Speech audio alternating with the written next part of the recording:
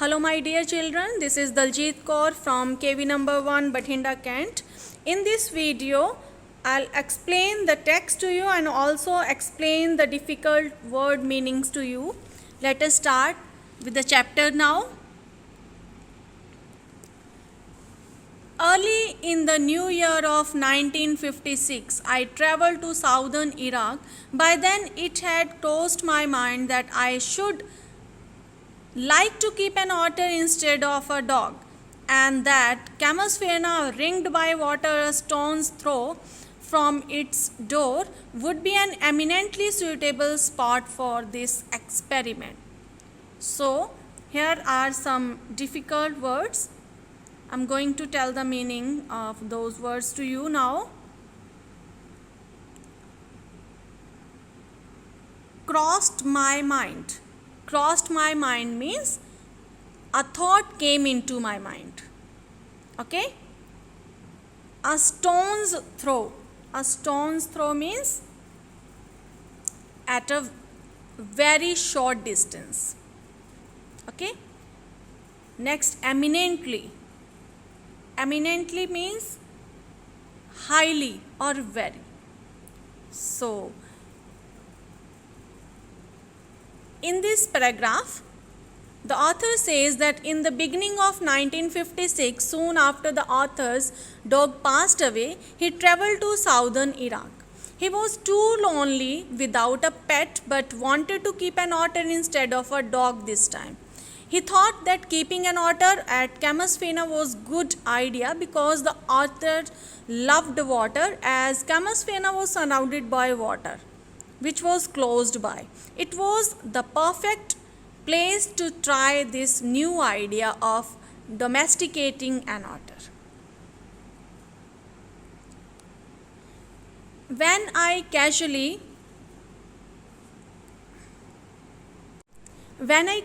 mentioned this to a friend, he as casually replied that I had better get one in the Tigris marshes, for there they were as common as mosquitoes and were often tamed by Arabs. We were going to Basra to the Consulate General to collect and answer our mail from Europe. At the Consulate General, we found that my friend's mail had arrived, but that mine had not.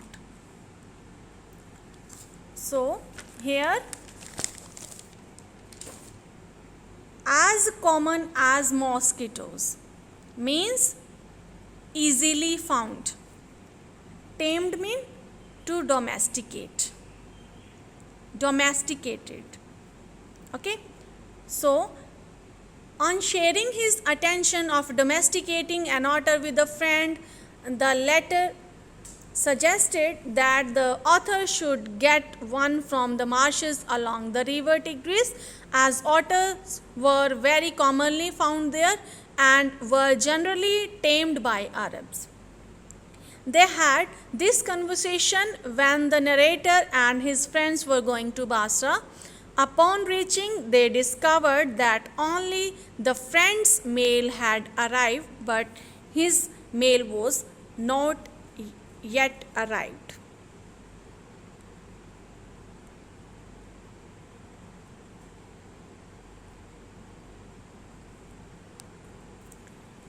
I cabled to England, and when 3 days later nothing had happened, I tried to telephone. The call had to be booked 24 hours in advance. On the first day, the line was out of order. On the second, the exchange was closed for the religious holiday. On the third day, there was another breakdown. My friend left and I arranged to meet him in a week's time. 5 days later, by mail arrived.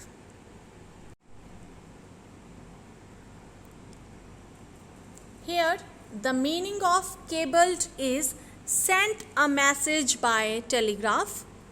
Telegraph. Do you know what is the telegraph? Telegraph was an old method of communication. Okay. And the second one was breakdown. Here it was, yes, breakdown. Breakdown means a mechanical failure.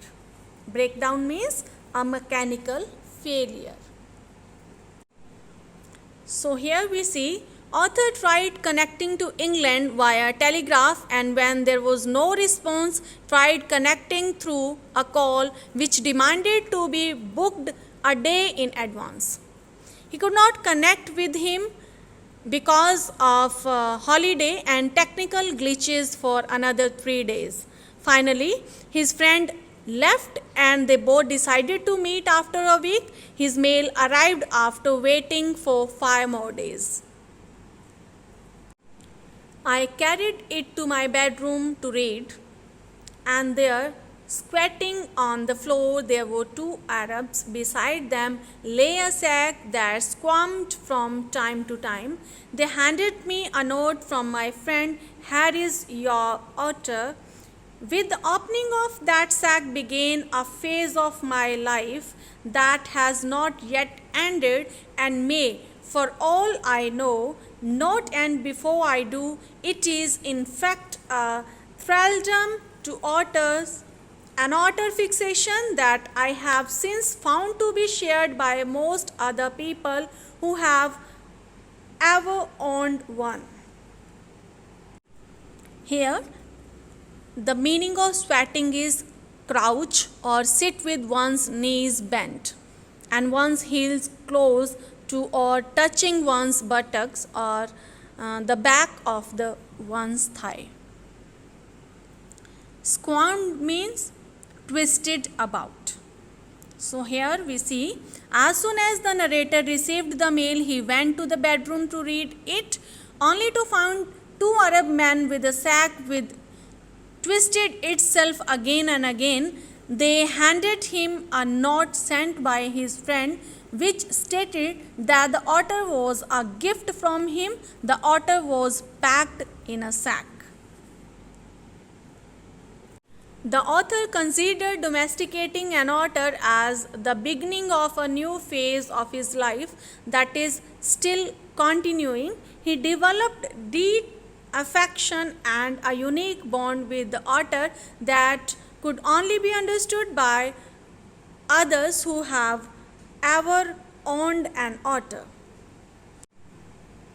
The creature that emerged from this sack onto the spacious tiled floor on the consulate bedroom resembled most of all a very small medievally conceived dragon.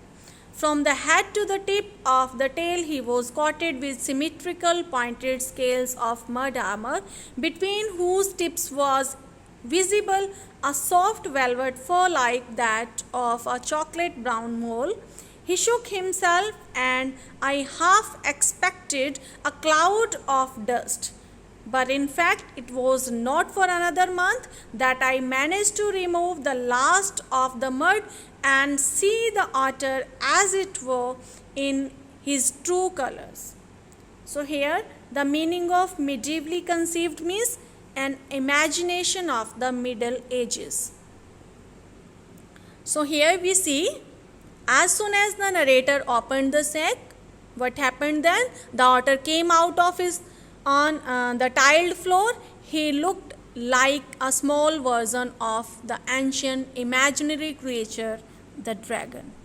He was completely covered in mud, and from beneath it small patches of soft velvet fur could be seen.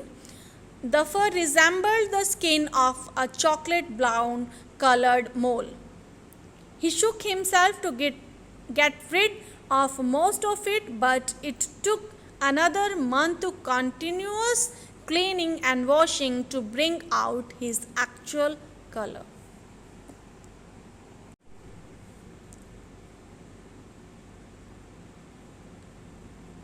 As soon as the narrator opened the sack, the otter came out on the tiled floor.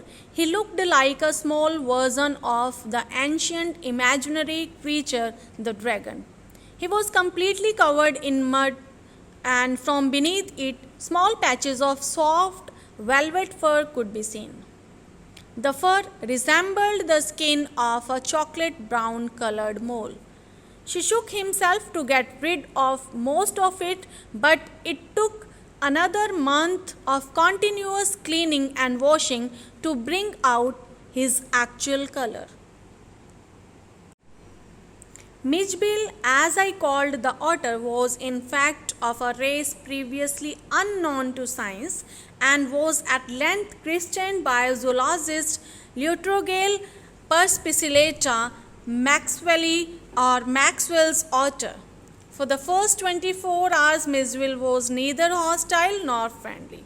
He was simply aloof and indifferent, choosing to sleep on the floor as far from my bed as possible. The second night, Mijbil came onto my bed in a small hours and remained asleep in the crook of my knees until the servant brought tea in the morning, and during the day he began to lose his apathy and take a keen, much too keen interest in his surrounding.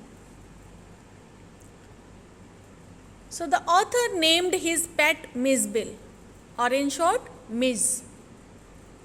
He belonged to a race of otters. So here are some difficult words also. Christened means named. Hostile means unfriendly. Aloof and indifferent mean keeping a distance. Crook of my knees. Soft inside part where you bend your knees. And apathy means absence of interest. So here we see the author named his pet Mijbil or Miz in short. Mijbil belonged to a race of otter that has been recently discovered by a zoologist and was thus known as Maxwell's otter.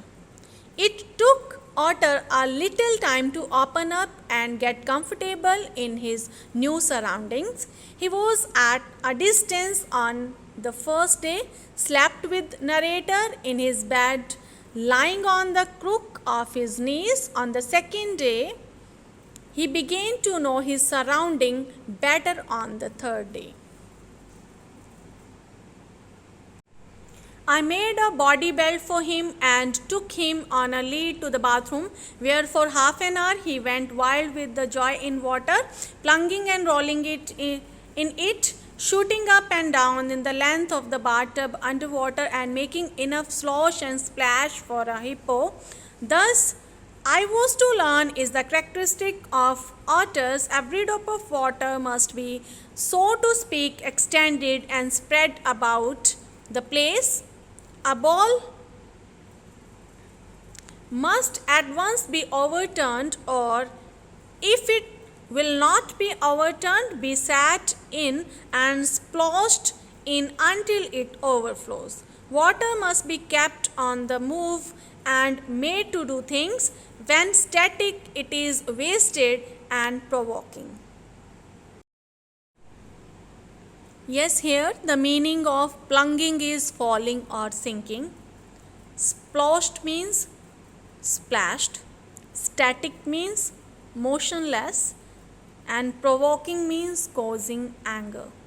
So here we come to know that Gavin made a belt for the otter, just like the dog have, to take on the lead wherever they went.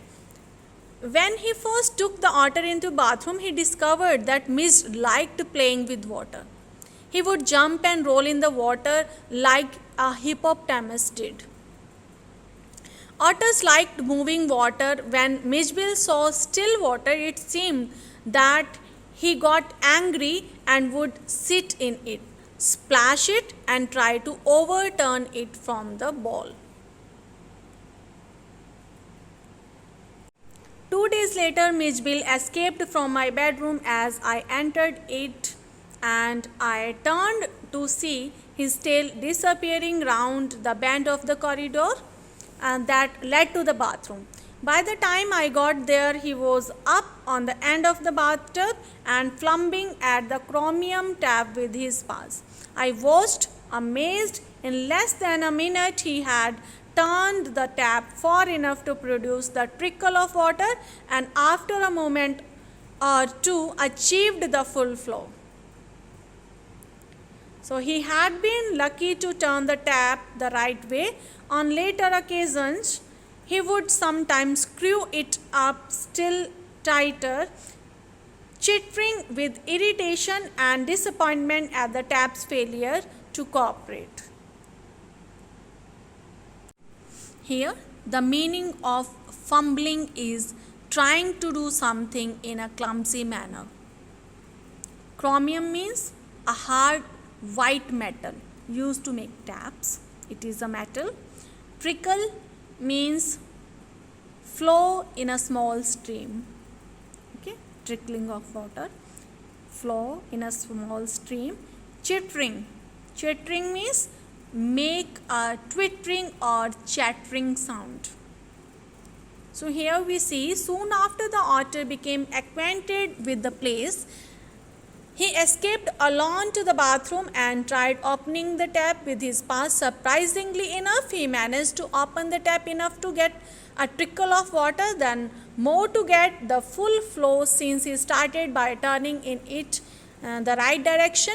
On the other occasions, he would twist it tighter by moving in the wrong direction and ended up being disappointed when water did not flow from it.